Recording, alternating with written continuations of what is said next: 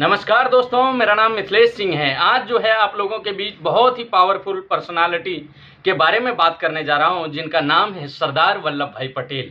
जैसा कि जानते हैं, आज का दिन जो है देश के एकता दिवस के रूप में मनाया जाता है। आज ही के दिन 31 अक्टूबर 1875 को सरदार वल्लभ भाई पटेल का जन्म हुआ था। सरदार वल्लभ भाई पटेल से सीखने की बहुत सारी बातें हैं जो उनसे हम सीख सकते हैं। आप लोग जैसे जानते हैं कि सरदार वल्लभ भाई पटेल ने अपने जीवन में कॉम्प्रोमाइज भी बहुत की। देश की जब जब हित की बात आई तब तब उन्होंने अपने जीवन से भी कॉम्प्रोमाइज किए। जब प्रधानमंत्री के इलेक्शन होने जा रहे थे, कुल मिला के जब प्रधानमंत्री के इलेक्शन के टाइम थे कि भारत के कौन प्रधानमंत्री बनेंगे, तो वो जो कमेटी बने थे उनका टोटल 15 वोट में से 12 वोट सरदार वल्लभ भाई पटेल के फेवर में थे और 3 वोट जो है नोटा में थे। आज के डेट में उसको बोलते हैं नोटा में थे। लेकिन उसके बाद भी नेहरू जी अड़े थे कि उनको ही देश का प्रधानमंत्री बनना है, तो गांधी जी ने इन दोनों को सोल्यूशन को ध्यान में रखते हुए, देश की एकता को ध्यान में रखते हुए नेहरू जी को प्रधानमंत्री बनाया। और सरदार वल्लभ भाई पटेल का ये जो कॉम्प्रोमाइज था, सबसे बड़ा कॉम्प्रोमाइज था। ऐसा कॉम्प्रोमाइज जीवन में ना तो आज तक किसी ने किया है और ना भी आने वाले टाइम में भी ऐसा कोई कर पाएगा। सरदार वल्लभ भाई पटेल ये मानते थे नए एक नव जीवन खत्म हो और लोकतंत्र की व्यवस्था हो। क्यों हमेशा राजा का बेटा ही राजा बने, कभी प्रजा का बेटा भी राजा बने।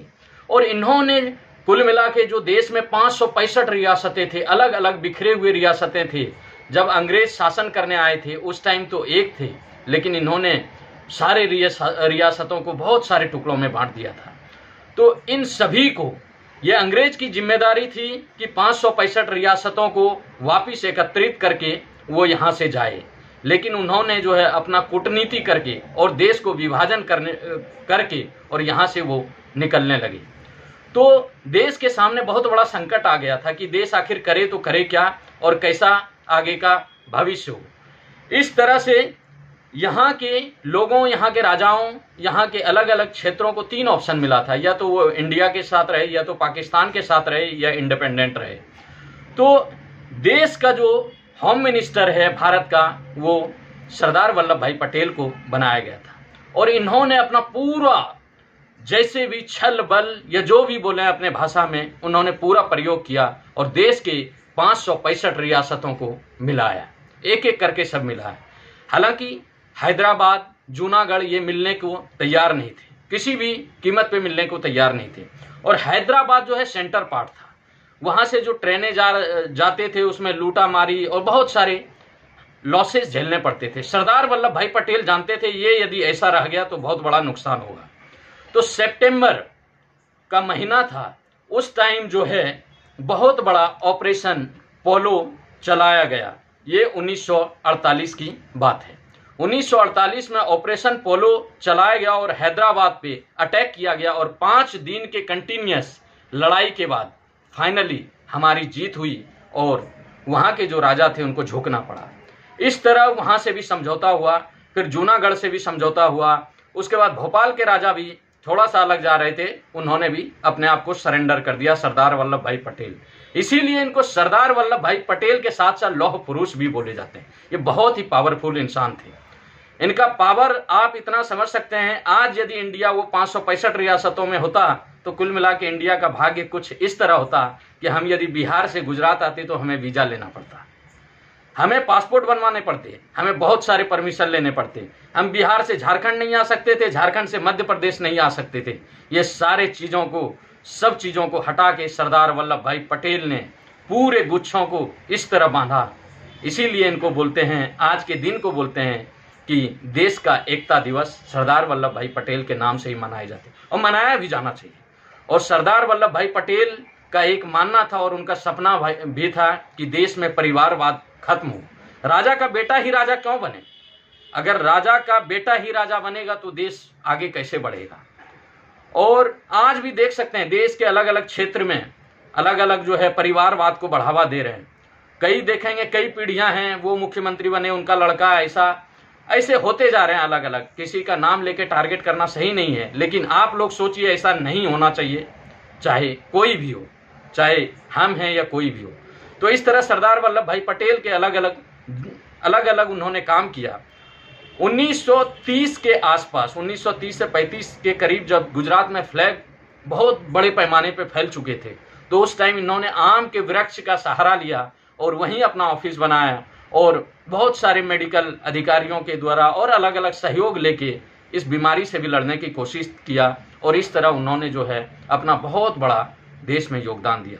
सरदार वल्लभ भाई पटेल से अगर सीखें, आज के डेट में यदि बोलना चाह रहा हूं मैं, कोई भी एक इलेक्शन में जीत जाए और यदि मान लीजिए एक सरपंच के पद पे इलेक्शन जीत जाते हैं और बोले कि कल आप सरपंच का पद छोड़ दीजिए, कभी नहीं छोड़ेंगे। यदि कोई, आप मान लीजिए चाहे EWS का आरक्षण हो या और कोई आरक्षण हो, यदि किसी को मिला है बोलिए छोड़ने के लिए, वो नहीं छोड़ेंगे। लेकिन सरदार वल्लभ भाई पटेल को देश के प्रधानमंत्री के रूप में चुना गया था, लेकिन उन्होंने देश के हित के लिए प्रधानमंत्री पद को ऐसे छोड़ा जैसे कि सोच नहीं सकते हैं। वो कल्पना आप करेंगे तो आपको लगेगा कि सही में उनका जो दिल था हिंदुस्तान के लिए बहुत ही जुड़ाव और बहुत ही लगाव। और उसके बाद भी उन्होंने इतना, होम मिनिस्टर भी संभाला, डेप्यूटी प्राइम मिनिस्टर के पोस्ट भी संभाले, उसके बाद इन्होंने बहुत बड़े योगदान दिए देश में। और आज हमारा भारत उस स्थान पर पहुंच चुका है जहां की सरदार वल्लभ भाई पटेल के एक और सपना थे कि देश में कोई भी भूखा ना सोए और ना ही कोई भूखा जो है किसी भी हालत में भूखा रहे। और आज ऐसा है, ये करीब करीब उनका सपना यदि देखें 99% साकार होते जा रहा है। और कश्मीर की समस्या, जैसे देखिए, देखने की इसमें रोमांचकारी बात क्या है कि सरदार वल्लभ भाई पटेल जो उनको संभालने का मिला गया था, अलग अलग उन्होंने देश को जो एक धागों में पिरोने का काम किया था। जैसे कि बोलते हैं कि जम्मू कश्मीर का जो समस्या था, बहुत दिन से वो समस्या था, हालांकि सरदार वल्लभ भाई पटेल को वो देखरेख करने का नहीं मिला था जहां तक हमें जानकारी है।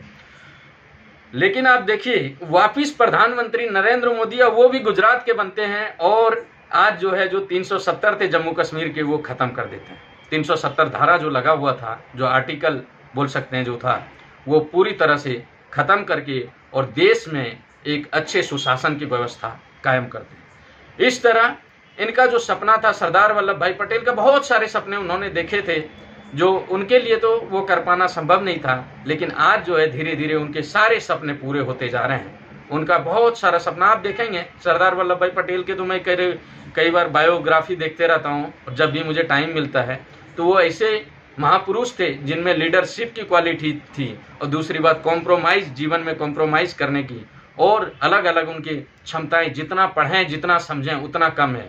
ना तो उनमें जातिवाद की भावना थी, ना तो क्षेत्रवाद की भावना थी। उनके लिए अगर कोई था तो वो हिंदुस्तान था उनके मन में। ऐसे महापुरुषों को मेरे तरफ से सादर प्रणाम करता हूँ। और आज का दिन जो है देश के एकता के रूप में मनाए जाते हैं। और आप सभी मित्रों से निवेदन है, जहां भी हैं हम लोग आपस में एकता बनाए रखें। हम लोग जाति, धर्म, क्षेत्र, विषमताएं, ये सब सारे चीजों को भूल के और देश की एकता और अखंडता की बात करें। जय हिंद मित्रों। कैसा लगा ये मेरा प्रयास, आप कमेंट में जरूर बताइए। Thank you so much.